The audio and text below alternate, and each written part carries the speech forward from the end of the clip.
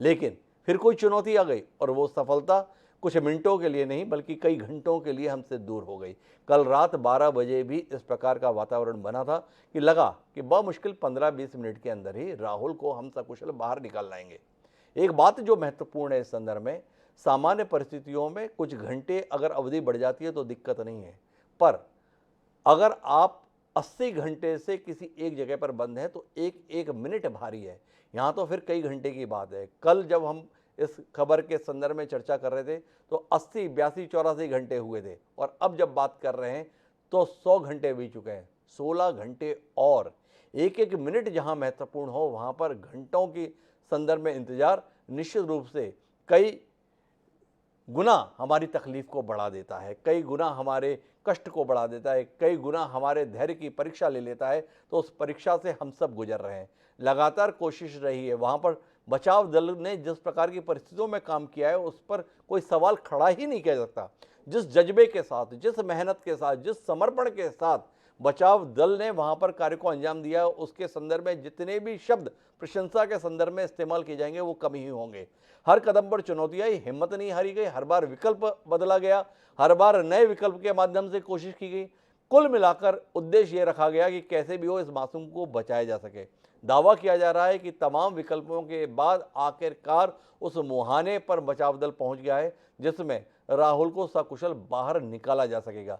बाहर सकुशल के संदर्भ में दावा इसलिए है कि सीसीटीवी के माध्यम से पहले दिन से ही राहुल की निगरानी करना संभव हो पाया था। उसके संदर्भ में आवश्यक एहतियातन कदम भी उठाए गए थे।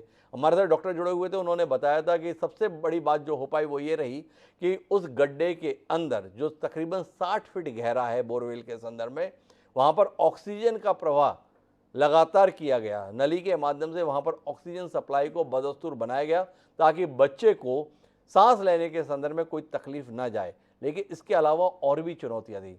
बड़ी चुनौती वहाँ पर बार बार भर जाने वाला पानी था। उस पानी से बचाने के लिए केवल प्रशासन ने नहीं बल्कि आसपास के गांव वालों ने जिस प्रकार का काम किया, सबने अपने बोर को लगातार चालू रखा। उन्होंने ये चिंता नहीं की कि ये पानी निकल कर हमारे खेत को खराब करेगा। उन्होंने ये चिंता नहीं की कि ये लगातार बोर चलाने से उनके पंप खराब हो जाएंगे। उन्होंने ये चिंता नहीं की कि ये लगातार पंप चलाने से जो बिजली का खर्चा आएगा उसे कौन देगा। सबने इस बात को महसूस किया कि अगर हमारे पंप चलाने से, हमारे पानी लगातार निकाले जाने से उस बच्चे की ज़िंदगी को बचाया जा सकता है तो हमें वो भूमिका निभानी चाहिए। दूसरी महत्वपूर्ण भूमिका उस गांव के तमाम निवासियों ने निभाई जिन्होंने, एक बड़ी संख्या में बचाव दल के कर्मचारी वहां पहुंचे हुए थे, उनके रहने खाने के लिए अपने घर और अपने गोदाम खोल दिए। उन्होंने अपने किचन में, रसोई में लगातार भोजन बनाया। ऐसे नाजुक मसले पर हमारे साथ में एक बार फिर जांजगीर के कलेक्टर जिन्होंने बेहद साहस का परिचय इस पूरे अभियान में दिया है, जितेंद्र शुक्ला जी जुड़ चुके हैं। जितेंद्र जी, कल रात बड़ी उम्मीद के साथ आप भी थे, हम भी थे, पर सफलता नहीं मिली। पर आज के हालात क्या हैं? क्या वाकई वो घड़ी आ रही है जिसका इंतजार आपको तो है ही, पूरे प्रदेश को है? हिमांशु भाई जी मुझे लग रहा है कि कल की रात बड़ी भारी पड़ी थी जी और मंजिल हमारे एकदम निकट खड़ी थी। जी पत्थरों ने रोका बाधा। जी आज हमने उन पत्थरों को चीर डाला। जी ये मैंने अभी तत्काल आपके लिए बनाई है। जी मैं ये कहना चाहूंगा जी कि हालात क्षण प्रतिक्षण बदलते रहे हैं। जी बाधा बहुत बड़ी थी, दूरी कम थी बट बाधा बहुत बड़ी थी। जी पत्थर ग्रेनाइट नेचर के पत्थर निकल आए थे, बहुत हार्ड रॉक था। जी कैसे उसको हमने ओवरकम किया है, ये एक अपनी कहानी है। बहरहाल राहुल का latest condition, health condition stable है।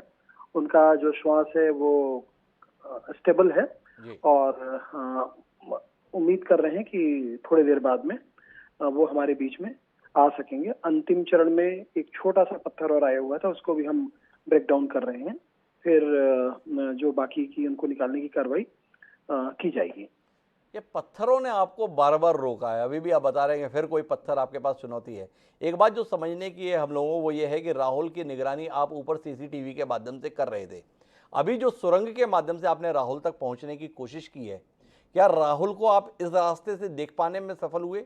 क्या जो राहत दल है वो राहुल को नीचे से जो पहुंचा है देख पाने में सफल हो पाया है अभी? क्या अभी बीच में कोई अवरोध है, कोई लेयर है जिसको हटाना बाकी है? वो घड़ी बिल्कुल पास आ रही है। एक छोटा सा अवरोध है। मैंने पहले भी बताया था जी कि राहुल जो शाफ्ट है ट्यूबवेल का उस पे नहीं है। जी बल्कि उससे जुड़े हुए एक छोटे से गुफानुमा स्ट्रक्चर पे है, जो पत्थरों से बना हुआ है। जी। तो हम जो हमारी टीम है वो शाफ्ट तक पहुंचने वाली है। फिर वो हमसे लगभग 2 फीट के नीचे एक गुफा पे है। तो हमने ऐसा प्लान किया था कि जो हमारा गुफा है उसके राइट हैंड साइड पे 4 o'clock पोजीशन पे वो गुफा बनी हुई है। जी। और हमने जो टनल है, टनल में स्ट्रेटेजिकली उसको हॉरिजॉन्टल ले जाने के लिए उसको थोड़ा स्लांट करा लिया था, जी। ताकि उनके और हमारे बीच में जो दूरी है वो कम हो जाए और हमें और अंदर पे कोई स्ट्रक्चरल जो चीजें हैं ना करनी पड़े, बल्कि हम शाफ्ट से सीधे उनको बाहर ले सकें। तो यही स्ट्रेटजी थी, ये भी थोड़ा विलंब का कारण बनी थी। पर जो अभी स्ट्रेटेजिक तरीका हम अपना रहे हैं, जी। मिट्टी और इस छोटे स्टोन को हटाने के बाद में उनको राइट हैंड साइड पे 4 o'clock पे स्टेशन है, वहां से उनको रेस्क्यू कर लिया जाएगा। एक बात जो समझने की जितेंद्र जी, जो आपने प्रयास किए, जो पूरी टीम ने प्रयास किए, उसकी तो जितनी भी सराहना की जाए वो कम है। पूरा प्रदेश आप लोगों को सैल्यूट कर रहा है। पर मैं निजी तौर पर आपसे ये जानना चाहता हूँ कि आपको कितना अचंभा है, कितना अचरज है, कितनी हैरत है राहुल के संघर्ष को लेके। सामान्य आदमी भी अगर 24 घंटे या 48 घंटे ऐसी परिस्थिति में रह ले तो हिम्मत छोड़ देगा। राहुल 100 घंटे बाद भी आप बता रहे हैं जूझ रहा है, रिस्पॉन्स कर रहा है। ठीक है, कितना हैरत है जितेंद्र शुक्ला जी को। इतना लंबा सार्वजनिक जीवन आपने जिया है, इतने बड़े प्रशासनिक अधिकारी आप हैं, कितना अचंभा हो रहा है आपको ये देखकर। मैं इसकी शुरुआत ये कह के कहना चाहूंगा कि राहुल एक ईश्वर पुत्र है। जी। वो उसे एक वरदान मिला हुआ है। जी। मैं सीधे सीधे इस चीज को कहना चाहूंगा, उसके अंदर की जो जीवटता है, जीवन को लेकर के जो संघर्ष है, ये लोगों को प्रेरणा लेने वाली बात है। और मुझे नहीं लगता कि इतना संघर्ष कोई एक छोटा बच्चा जिसकी उम्र जो है 10 से 11 वर्ष की हो, वो तो क्या, कोई बड़ा आदमी ऐसी विपरीत स्थितियों में कहीं पर भी इससे कम आसान स्थितियों में कोई भी सर्वाइव नहीं कर सकता।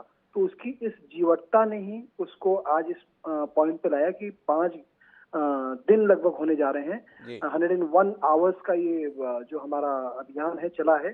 सो 101 घंटे का ऑपरेशन 101 आवर पे जब हम उसको बाहर ले रहे हैं, तब भी उसकी जीवटता ही उसके इस पॉइंट तक पहुंचाने में कामयाब रही है। रही बात उससे प्रेरणा लेने की, उस बच्चे को समझने की, तो वो अतुलनीय है।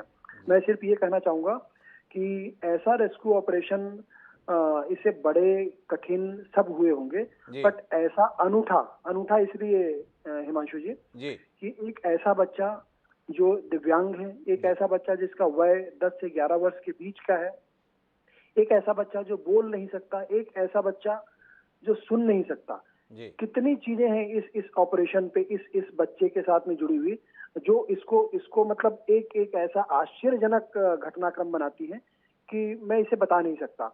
जिस शाफ्ट में वो गिरा है, वहां गिरने पर उसे एक नीचे एक अलग से सुरंग मिलता है। उस सुरंग में वो आसानी से 4 दिन रह लेता है, संघर्ष करता है। जब हम पानी का लेवल बढ़ना चालू होता है, तो आप इस घटनाक्रम को सोचिएगा कि जी। पानी का लेवल जब बढ़ना चालू होता है, हम पानी को खाली करने के लिए वहां पे एक बर्तन और रस्सी के सहारे डालते हैं, तो उस बर्तन में पानी राहुल भरता है। जी।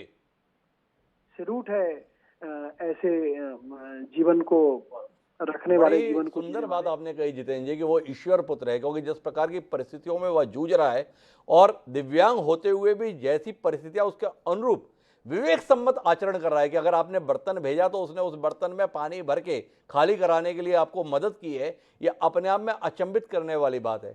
एक बात जो आपसे जितेंद्र जी और जानने की है, ये खबर बीच में आई कि आपके सहयोगी जो कंधे से कंधा मिलाकर इस पूरे अभियान में जुड़े हुए थे, विजय अग्रवाल जो एसपी हैं, उनकी सेहत नासाज होने की खबर शाम को आई थी। क्या कुछ उसके संदर्भ में थी, क्योंकि लोग उनकी सेहत को लेकर भी चिंतित हैं, क्योंकि लोग पिछले 4 दिन से आपकी और विजय अग्रवाल जी की मेहनत को खास तौर पर देख रहे हैं। किस जगह आपने रात दिन बिना कोई चिंता किए इस अभियान को जिस तरीके से नेतृत्व प्रदान किया है, तो उसमें विजय अग्रवाल की सेहत खराब होना चिंता पैदा कर रहा है।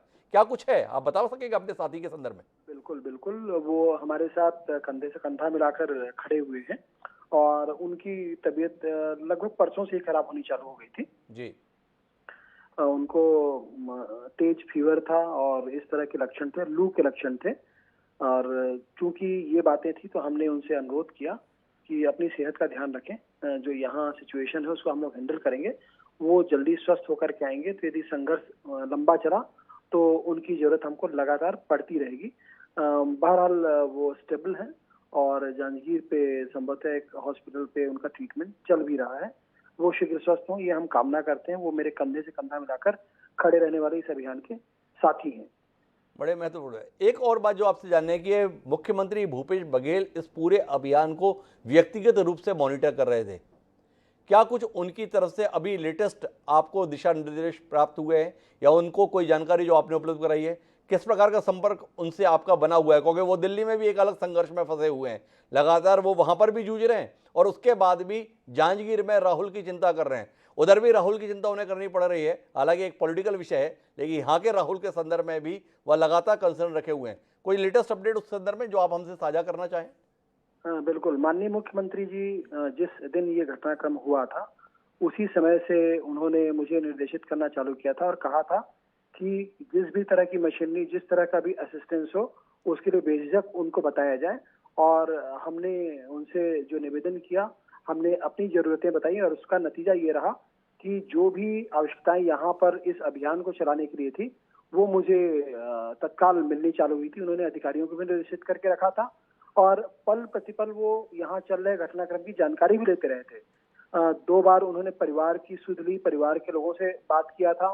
उन्होंने आज निर्देशित किया है कि बच्चे को इमीडिएटली एक अच्छे हॉस्पिटल में शिफ्ट किया जाए, ग्रीन कॉरिडोर बनाया जाए, ताकि एक बच्चा जो जीवन संघर्ष से जूझ रहा है, उसे टनल से बाहर लाने के बाद में तुरंत जो बेसिक फैसिलिटीज हैं, बेसिक बुनियादी मेडिकल फैसिलिटीज हैं, वो इमीडिएटली प्रोवाइड की जाए और ग्रीन कॉरिडोर के माध्यम से हेल्थ कंडीशन को देखते हुए एक अच्छे हॉस्पिटल पे पहुंचाया जाए। उनके निर्देश के अनुक्रम पे हमने तैयारी की है और उम्मीद करते हैं कि जैसे ही बच्चा बाहर आएगा, उसे इस अनुक्रम पे एक हॉस्पिटल पर ले जाया जाएगा। तो उसे कहाँ ले जाने वाले हैं आप? जांजगीर में ले जाने का प्लान कर रहे हैं, बिलासपुर ले जाने का प्लान कर रहे हैं, रायपुर ले जाने का प्लान कर रहे हैं? क्या कुछ कार्य योजना आपने बनाई है जितेंद्र जी? जी, मैं बताना चाहूंगा कि यहाँ घटना स्थल के नियरेस्ट हॉस्पिटल जो मालखोदा है, उसको भी हमने इमीडिएट कोई बेसिक नीड हो उसके लिए रेडी कर रखा है, शक्ति रेडी कर रखा है, फिर रास्ते में जांजगीर को रेडी कर रखा है और बिलासपुर तक हम ग्रीन कॉरिडोर बनाकर रखे हुए हैं। हम बिलासपुर के अपोलो हॉस्पिटल तक उनको लेकर के जाएंगे। तो कुल मिला के अभी प्रारंभिक रूप से आपने तय किया कि हम बिलासपुर में राहुल को एडमिट करें। आपका बहुत बहुत धन्यवाद जितेंद्र जी, इस कठिन परिस्थितियों में हमारे साथ जुड़ने के लिए और वो तमाम जानकारी उपलब्ध कराने के लिए, जिसे जानने के लिए पूरा प्रदेश बेताब है। हमारी शुभकामना है आपको कि कम से कम आज जो है वो सफलता मिल सके, जिसका इंतजार आप पिछले 4 दिन से लगातार कर रहे हैं, प्रदेश इंतजार कर रहा है। एक बार फिर आपका बहुत बहुत